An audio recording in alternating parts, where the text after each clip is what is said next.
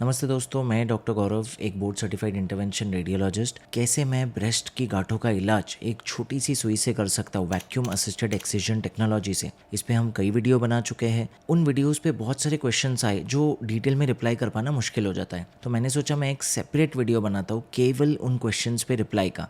तो without time waste किए एक एक क्वेश्चन पढ़ते हैं और उन पे रिप्लाई करते हैं। पहला क्वेश्चन आया है सोनिया जी से कि सर मेरे ब्रेस्ट में एक गांठ हो गई है, एक हफ्ते से मुझे ये लेफ्ट ब्रेस्ट में महसूस होती है, बहुत टेंशन है, वो गांठ मूव हो रही है इधर से उधर, क्या करूँ अब सर, प्लीज़ बताएं। नमस्ते सोनिया जी, देखिए ये बहुत अच्छी बात है कि वो गांठ मोबाइल है, यानी कि मूव हो रही है। इनफैक्ट ब्रेस्ट में जो सबसे कॉमन गांठ होती है यंग महिलाओं में, जो आपके डीपी से मुझे प्रतीत होता है, वो फाइब्रोएडिनोमा होती है और उसका क्लासिकल कैरेक्टरिस्टिक है कि वो उसको माउस इन द ब्रेस्ट बोलते हैं। अंग्रेजी में कॉमेडी मीम है माउस इन द ब्लाउज, यानी कि ऐसा लगता है जैसे ब्रेस्ट के अंदर कोई चूहा घुस गया है, जैसे ही हाथ लगाओ दूसरी जगह सरक जाता है, फिर वहाँ लगाओ पहली जगह आ जाता है।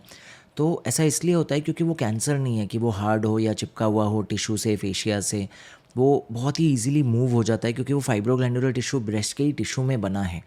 ब्रेस्ट के ही सेल्स का ये एक्स्ट्रा आउटग्रोथ है, ब्रेस्ट के ही फाइब्रोग्लैंडुलर टिश्यू सेल्स का, और क्योंकि ये गांठ का फॉर्म ले रहा है इसे फाइब्रोएडिनोमा कहते हैं।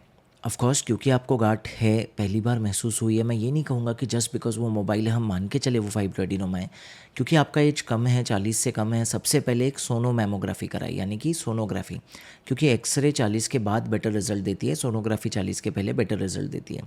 उसमें भी अगर कंफर्म हो जाता है कि बायरैड स्कोर 3 है और ये एक फाइब्रोएडिनोमा है, तो आपको चिंता नहीं है। छोटा है तो आप फॉलोअप भी कर सकते हैं, थोड़ा बड़ा है, चिंताजनक है, तो बायोप्सी या ये सारे ट्रीटमेंट ऑप्शंस हैं।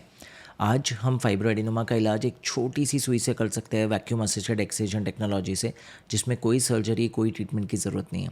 लेकिन मैक्सिमम पेशेंट्स को हमारे सुई वाले इलाज की भी ज़रूरत नहीं है, सिर्फ उसको फॉलोअप रखा जा सकता है क्योंकि 35 की उम्र के बाद वो ऑलमोस्ट गायब हो जाएगी। तो आई होप मैंने आपका क्वेश्चन आंसर किया। डिटेल में बात करना है तो ऑफकोर्स नंबर नीचे एक बार फ्लैश कर रहा हूँ, वीडियो कंसल्टेशन बुक करके डिटेल में बात की जा सकती है या आप नज़दीकी ब्रेस्ट विशेषज्ञ को मिल सकते हैं। सेकेंड क्वेश्चन है मिमी जी का, even I have a lump in my lower breast, मेरे भी दाहिने ब्रेस्ट में एक गांठ है, वो नॉट मूवेबल है और बहुत ही हार्ड और राउंड है, 1 साल हो चुका है, थोड़ा साइज़ बढ़ रहा है, मुझे अब वरी हो रही है, प्लीज़ सॉल्यूशन बताएं। देखिए अगेन मैं ये नहीं चाहूँगा कि ये रिप्लाई सुन के आप चिंता करें या टेंशन लें, बट अगर गांठ हार्ड है, नॉन मोबाइल है, ऐसा लग रहा है कि मैं हिलाने की कोशिश कर रही हूँ पर नहीं हिल रही है, चिपकी हुई है चेस्ट से, तो ये थोड़ा सा वरिसम हो सकता है क्योंकि कभी कभी जो चीज़ें ऐसे प्रेजेंट कर सकती है उसमें से एक ब्रेस्ट कैंसर भी है। इसलिए हार्ड गार्ड को ऐसा लंप जो इंसिडेंटली डिटेक्ट हुआ है, जो हार्ड है, जो हिल नहीं रहा है छूने पे, ये थोड़ा वरिसम है इन द सेंस कि उसको इग्नोर नहीं करना है, उसको इमीडिएटली जांच करना है। अच्छी बात यह है कि 1 साल हो गया और बहुत बढ़ता हुआ नहीं नज़र आ रहा है, मतलब आपने ये नहीं लिखा है कि वो बढ़ रहा है समय के साथ, तो हो सकता है वो नहीं भी हो कैंसर। लेकिन सबसे पहले जाके एक्सरे मैमोग्राफी कराएं, स्पेशली अगर आपकी उम्र 35 से 40 के ऊपर है। अगर आप बहुत यंग हो तो सोनो मैमोग्राफी कराएं, यानी कि सोनोग्राफी कराएं।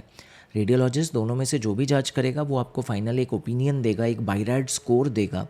अगर वो स्कोर 4 या 5 है तो फिर डेफिनेटली एक इंटरवेंशन रेडियोलॉजिस्ट से मिलकर बायोप्सी करनी है, जिसमें कंफर्म हो जाएगा कि वो कैंसर तो नहीं है और आगे का ट्रीटमेंट प्लान होगा। सारी महिलाओं के लिए मेरा ये आग्रह है आपसे कि सेल्फ ब्रेस्ट पाल्पेशन करना है, देखना है कि कोई गांठ तो नहीं है, और अगर गलती से गांठ महसूस होती है, 6 महीने में एक बार आप कर सकते हो आसानी से घर पे सेल्फ ब्रेस्ट पाल्पेशन, तो तुरंत जाके एक रेडियोलॉजिस्ट से, अगर यंग हो तो सोनो मैमोग्राफी यानी कि अल्ट्रासाउंड, थोड़ा एज 35 के ऊपर है, मिडिल एज की तरफ जा रहे हो तो फिर एक एक्सरे मैमोग्राफी कराना है और डायग्नोस करके लेना है। अगेन मेरा कोई इंटेंशन आपको टेंशन या स्ट्रेस देना नहीं है, बट ये सतर्क करना है, अवेयर करना है कि let's keep this on priority, ignore मत करें अपने हेल्थ को, तुरंत जाए। नेक्स्ट मैसेज है रिया जी का, मैं 21 साल की हूँ और मुझे 2 महीने से ब्रेस्ट में गांठें महसूस हो रही है, छोटी छोटी सूजन है, पेन हो रहा है, ये बिल्कुल पीरियोडिक है, ये पीरियड के 10 दिन पहले होता है, फिर पीरियड के बाद ख़त्म हो जाता है, मैं क्या करूँ।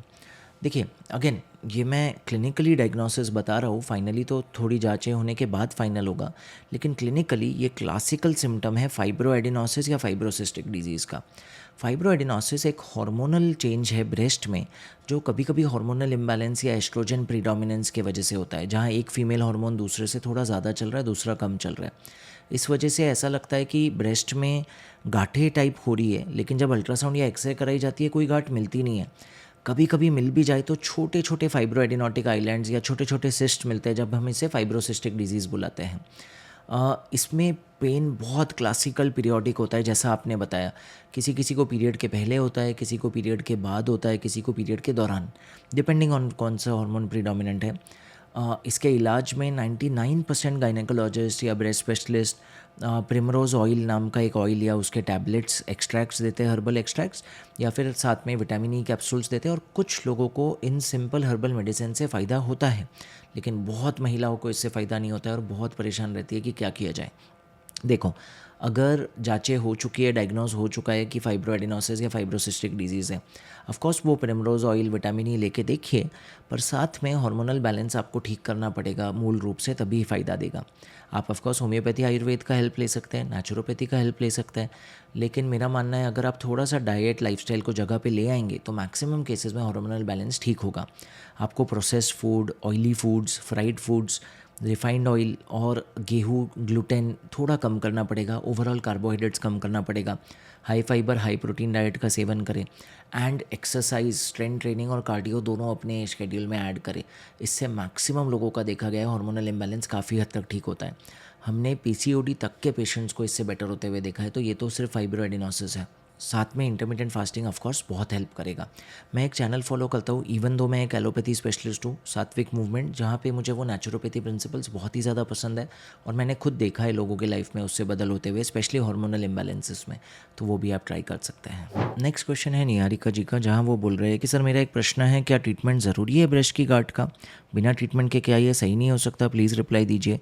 राइट साइड में छोटी सी गांठ है 7 मिलीमीटर की, लेफ्ट साइड में 26 मिलीमीटर की गांठ है, 26 इंटू 21 मिलीमीटर। मैंने आज सोनोग्राफी कराया है, क्या ये नॉर्मल है? देखिए, ऑफ कोर्स ये नॉर्मल नहीं है। अगर आपकी सोनोग्राफी रिपोर्ट कहती है कि ये बाइराइड्स 3 लीजन्स है और फाइब्रोएडिनोमास है, तब हम बात करते हैं। राइट साइड में जो गांठ है 7 मिलीमीटर की, उसके लिए आपको कोई ट्रीटमेंट की ज़रूरत नहीं है। देखिए, फाइब्रोएडिनोमास यंग एज में मैक्सिमम महिलाओं को होते हैं। 35 के उम्र के बाद मैक्सिमम फाइब्रोएडिनोमास नेचुरली घुल जाते हैं। शायद हार्मोनल बैलेंस चेंज होता है, प्रेगनेंसीज और बच्चे होते हैं, शायद उन सब के वजह से काफ़ी बैलेंसेस चेंज होते हैं, तो मैक्सिमम फीमेल्स में वो चेंज हो जाते हैं, आई मीन घुल जाते हैं। कुछ फीमेल्स में अगर फाइब्रोएडिनोमा पेन कर रहा है, साइज़ में बड़ा है, 30 मिलीमीटर के पास पहुंच रहा है या 25 mm क्रॉस कर चुका है, डिस्मॉर्फिक अपीयरेंस कॉज कर रहा है, सीरियल अल्ट्रासाउंड्स पे दिख रहा है कि वो साइज़ बढ़ता जा रहा है, 35 साल के हो गए हो फिर भी परसिस्टेंट है और 20 mm के ऊपर सा है, ऐसी कुछ सिचुएशंस है। और इनके अलावा कुछ और है, सारी एंडलेस लिस्ट है, लिस्ट ये कंप्लीट नहीं है, लेकिन हाँ कुछ और सिचुएशंस है जहाँ हम डेफिनेटली इनको ऑपरेट करते हैं अगर उसमें डाउट है कि वो कैंसर तो नहीं है। हाँ, पहले इनका इलाज सर्जरी ही था, जिसमें ओपन सर्जरी करके निकालना पड़ता था। ऑफ कोर्स वो भी मिनिमली इन्वेजिव होती जा रही है, पेरी एरियोलर होती है ताकि स्कार ना दिखे, लेकिन अब इनका इलाज कम्प्लीटली एक नीडल से किया जा सकता है वैक्यूम असिस्टेड एक्सीजन टेक्नोलॉजी से, जिसे वैक्यूम असिस्टेड ब्रेस्ट बायोप्सी या वैप भी बोलते हैं। जिसकी खूबसूरती यह है कि हम करेंगे लोकल एनेस्थीसिया में, पूरी गांठ एक नीडल से निकाल पाएंगे, कोई टाका नहीं, कोई स्कार नहीं, मतलब कोई कॉस्मेटिक निशान नहीं, कोई ब्रेस्ट डक्ट्स को इंजरी या इन्फेक्शन या ब्लीडिंग का बहुत नेग्लिजिबल रिस्क है। छोटा मोटा क्लॉट बनता भी है तो 6 हफ्ते में एब्जॉर्ब हो जाता है। सबसे बड़ा पॉइंट, 2 मेजर एडवांटेजेस है ऐसे और अलग मिनिमली इन्वेसिव ऑल्टरनेटिव्स के ऊपर। हम गांठ को सुइयों से जला भी सकते हैं, फ्रीज भी कर सकते हैं, थर्मल या क्रायो एब्लेशन, बट इसका एडवांटेज क्या है? पहला, गांठ तुरंत निकल जाएगी, आपको रुकने की ज़रूरत नहीं है कि जलने के बाद वो धीरे धीरे श्रिंक हो, गायब हो।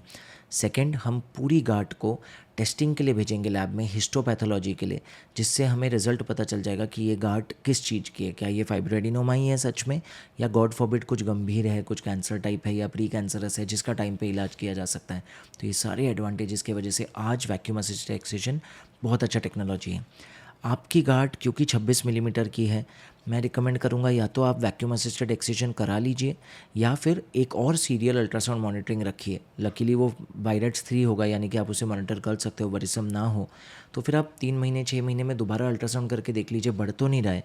जिस पॉइंट पे आपको लगता है कि ये बढ़ने लगा है तब डेफिनेटली करा लेना चाहिए, बहुत बड़ा होने नहीं देना चाहिए, क्योंकि 4 सेंटीमीटर के ऊपर करना बहुत मुश्किल हो जाता है, मल्टीपल सेशंस की ज़रूरत पड़ती है। US FDA ने इसे 4 सेंटीमीटर तक 100% अप्रूव कर रखा है और 4 सेंटीमीटर तक हमने देखा है cure rates, complete excision rates एक ही बार में ऑलमोस्ट 98-99.2% प्लस है इंडियन डेटा में भी। तो इसलिए मेरा रिकमेंडेशन होगा कि अगर थोड़ा भी पेन है या सीरियल अल्ट्रासाउंड्स पे ये बढ़ रहा है तो आपको करा लेना चाहिए वैक्यूम असिस्टेड एक्सिजन। एक 18 साल की बच्ची का नेक्स्ट मैसेज आया है, सर प्लीज़ मेरी हेल्प कीजिए, मैं 18 साल की हूँ, मेरे बोर्ड एग्ज़ाम हो रहे हैं।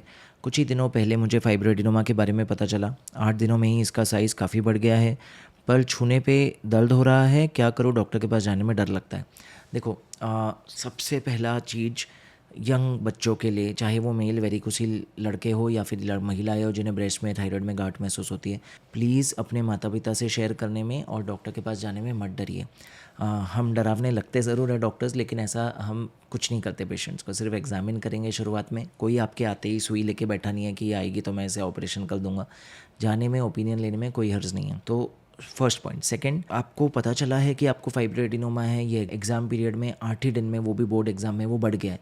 डेफिनेटली हमने देखा है स्ट्रेस से हार्मोनल फैक्टर्स चेंज होते हैं। हार्मोनल फैक्टर्स की वजह से ट्रांजिएंट इन्फ्लेमेशन या सूडो इंक्रीज रेट लगता है। मैं नहीं बोलूँगा कि गार्ड डेफिनेटली बड़ी होगी साइज़ में, 8 ही दिनों में इतना फास्ट ग्रोथ रेट नहीं होता है यूजुअली। तो घबराइए मत। अगर आपका अल्ट्रासाउंड इन्वेस्टिगेशन हो चुका है जिस पे आपको पता चला था फाइब्रोएडिनोमा है, तो फिर कोई घबराने वाली बात नहीं है। वो सिर्फ एक पेरीऑप स्ट्रेस रिलेटेड इन्फ्लेमेशन या हार्मोनल चेंज है, लोकल फाइब्रोएडिनोसिस है जो ऐसे महसूस हो रहा है। लेकिन हाँ, एग्ज़ाम्स ख़त्म होने के बाद आपके पास अच्छा टाइम है, वेकेशन है, आप डेफिनेटली एक डॉक्टर को दिखाएं, आप जांच कराएं इसकी, और फिर डिपेंडिंग ऑन साइज़ आप ट्रीटमेंट करा सकते हैं। आज अगर फाइब्रोएडिनोमा बहुत बड़ा नहीं है, हम तो क्लिनिक पे ओपीडी बेसिस पे पेशेंट का फाइब्रोएडिनोमा एक्सिजन करके उन्हें घर भेज देते हैं। थोड़ा बड़ा है तो फिर ओटी में कर देते हैं, तो इसलिए बिल्कुल डरने वाली बात नहीं है। बस एक नज़दीकी इंटरवेंशन रेडियोलॉजिस्ट को दिखाएं। और अगर आप मेरे वीडियोस में देख चुके हो, हम में से बहुत डॉक्टर्स अप्रोचेबल और कम्युनिकेटिव है। ऐसा नहीं है वो पुराने ज़माने वाली चीज़ की तुरंत लिटा दो और मैं जो बोलूँगा मेरा फैसला ही शासन है, ऐसा ये मेरा वचन है, मेरा वचन ही है शासन। नहीं है डॉक्टर्स, आजकल डॉक्टर्स का मूड। तो बिल्कुल बेझिझक होकर डॉक्टर्स को अप्रोच करें। बट एनीवेज, थोड़ा मैं इमोशनल एंगल में चले गया था ये कमेंट आंसर करते हुए, क्योंकि देखा है मैंने यंगस्टर्स को डॉक्टर्स से डरते हुए। लेकिन नेक्स्ट क्वेश्चन पे आते हैं, ये इंपॉर्टेंट है वापस। स्वाति जी का है, सर मुझे 3 साल से ब्रेस्ट में पेन होता है और मैं बहुत सारे हॉस्पिटल में दिखा चुकी हूँ, कितनी बार एक्सरे अल्ट्रासाउंड हो गया है, लेकिन डॉक्टर को कुछ नहीं पता चल रहा, ना वो कुछ बताते हैं, मैं क्या करूं। देखिए, हमने जो अभी थोड़ी देर पहले बात की, हाई चांसेस है कि आपको सेम कंडीशन है फाइब्रोएडिनोसिस, जिसमें पेन होता है, पीरियोडिक पेन होते रहता है, कभी कई बार सालों तक चलता है। डॉक्टर्स को जब दिखाते हैं रिपोर्ट्स नॉर्मल आती है, डॉक्टर्स या तो कहते हैं हार्मोनल चेंज है या तो फाइब्रोएडिनोसिस है, बट उससे ज़्यादा ना हमें ज़्यादा नॉलेज है इसके रूट कॉज की, ना हम इसका ट्रीटमेंट प्रिमरोज ऑयल या विटामिन ई के अलावा कुछ देते हैं। तो मैं आपको सेम सजेशन दूंगा कि थोड़ा लाइफस्टाइल बदल के देखिए, थोड़ा naturopathy, high fibre high protein diet, less low carb diet, relatively low carb, ऐसा नहीं कहूँगा कि आप बंद कर दीजिए, परफॉर्मेंस बहुत सारी चीज़ों के लिए ज़रूरी है। और देखिए आपकी बॉडी को सूट होता है क्या। इंटरमिटेंट फास्टिंग ये सब ट्राई कीजिए, I am sure. End of course exercise, मैं हर पेशेंट को कहता हूँ स्ट्रेंथ ट्रेनिंग और कार्डियो दोनों करो, एंड आई एम श्योर आपको बहुत आराम आएगा। 6 हफ्ते में ही मैंने आराम होते हुए देखा है मेरे पेशेंट्स को जब वो ये शुरू करते हैं। और आज का लास्ट क्वेश्चन लेते हैं ब्रेस्ट के टॉपिक पे, और इसके साथ ये वीडियो का अंत करेंगे। ये शायद महिला का वापस रिपीट क्वेश्चन है, इन्होंने पहले भी 18 ईयर्स के, इन्होंने पहले भी पूछा था, सर वैक्यूम असिस्टेड एक्सिजन में कितना खर्चा होगा। तो देखिए बेटा, ये बहुत ही वेरिएबल है कि किस वार्ड में हो रहा है, किस हॉस्पिटल में हो रहा है, क्या ओपीडी बेसिस पे हो रहा है, क्लिनिक पे हो रहा है। मैं मेरा बता देता हूँ, हमारे क्लिनिक में इसका खर्चा ऑन एन एवरेज 65,000 65,000 आता है। अगर मैं ये हॉस्पिटल सेटअप में करता हूँ, ऑन एन एवरेज अगर डे केयर बेसिस पे कर रहा हूँ तो 1 लाख रुपीज़ आता है, रफ एस्टिमेट। क्यों कॉस्ट इतना ज़्यादा है? सर्जरी में तो ओटी और जनरल एनेस्थीसिया होने के बाद भी 40 से 50 हज़ार में कर देता है कई सर्जन। तो यहाँ पे नीडल से हो रहा है, लोकल एनेस्थीसिया में हो रहा है, खर्चा ज़्यादा क्यों है?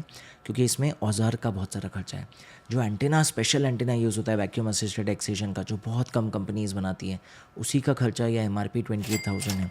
उसके अलावा जो मैंने मशीन खरीदी है केवल इस पर्पज़ के लिए, उसका खर्चा 22 लाख है। कुछ लोगों ने स्टीरियोटैक्टिक मशीन खरीदी है जो 35 लाख की होती है। साथ में हर केस में बहुत सारे कंज्यूमेबल्स यूज़ होते हैं, वैक्यूम कंटेनर्स, ड्राइवर, बहुत सारी चीज़ें होती है जो उसके साथ लागत लगती है। मशीन का एनुअल CMC या मेंटेनेंस है जो यूज़ होता है, तो बहुत सारे खर्चे होते हैं इसमें। हमारा सब मिला के जो अगर मैं क्लिनिक पे भी करूँ, मेरे ही जेब से तकरीबन समझ लीजिए 40-45 हज़ार लगता है।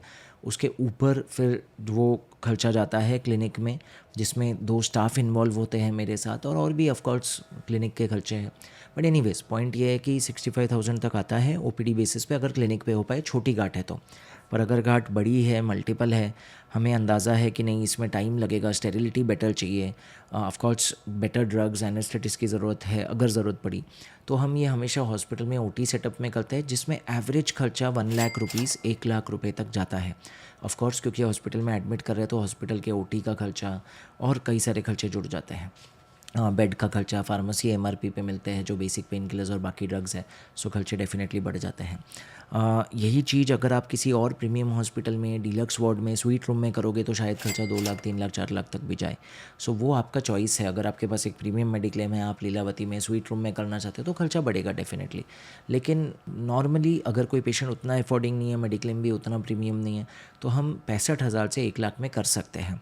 बहुत लोगों को ये सब जानते हुए कि खर्चे इतने हैं इसके प्रोसीजर में, आपत्ति होती है कि सर फिर भी सर्जरी के बदले में आप नीडल से कर रहे हो, ज़्यादा पैसे ले रहे हो। तो देखो, कोई भी चीज़ जो रिफाइंड है, जो मिनिमली इन्वेजिव तरीके से स्कारलेस कॉस्मेटिकली हो रही है, ऑब्वियसली उसका खर्चा ज़्यादा होना चाहिए। क्यों कम होना चाहिए? उसमें मेहनत या स्किल सेट कम नहीं और बारीकी से लगता है। काट के चीज़ को निकालना बहुत मुश्किल नहीं है, गांठ को निकालना आसान है कॉटरी करके। एक नीडल से जाके अल्ट्रासाउंड गाइडेंस में गांठ को निकालना, चेस्ट मसल्स, आजू बाजू का फाइब्रोग्लैंडुलर टिश्यू, निपर एरियोला कॉम्प्लेक्स, स्किन को बचाते हुए, इसके लिए बहुत फाइन स्किल सेट लगता है। अगर हार्डवेयर खर्चा नहीं भी होता तब भी मैं कहता कि इसका खर्चा नॉर्मल सर्जरी से ज़्यादा होना चाहिए था। बट ऑफ कोर्स हमारी इच्छा होती है कि हम सब महिलाओं को अकोमोडेट करें जितना हो सके, इसलिए हम जितना हो सके कोशिश करते हैं कि इसका खर्चा कम रहे। अगेन इस आंसर के साथ ये वीडियो यहाँ पे समाप्त करते हैं। आई होप ब्रेस्ट की गांठों के मिनिमली इन्वेजिव इलाज यानी कि वैक्यूम असिस्टेड एक्सिजन से आपको बहुत जानकारी हासिल हुई। एंड इसी प्रकार के अब बहुत सारे वीडियो बनाएंगे आगे, चैनल से ज़रूर जुड़े रहे। अगर कोई भी डाउट है आप नीचे दिए गए नंबर पे वीडियो कंसल्टेशन बुक करके मुझसे बात कर सकते हो। सुरक्षित रहिए, सशक्त रहिए।